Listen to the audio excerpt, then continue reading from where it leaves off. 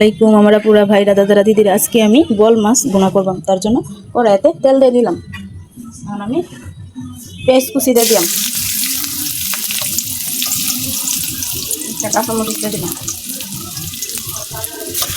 পেঁয়াজটি হালকা করে ভাজবো। পেঁয়াজটি আমার হালকা ভাজা হয়ে গেছে। এখন এটার মধ্যে জিরা বাটা, পেঁয়াজ বাটা দিয়ে দিলাম,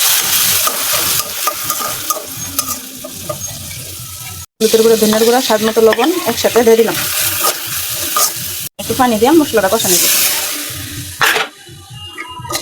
মশলাটা আমার কষানি হয়ে গেছে। এখন এটার মধ্যে মাছগুলো দিয়ে দিলাম। এই যে বল মাছগুলো এগুলা দিয়ে দিলাম।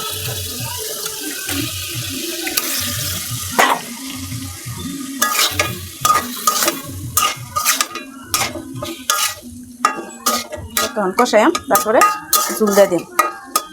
এখন আমি তরকারি লেগে ঝুল দিয়ে দিলাম।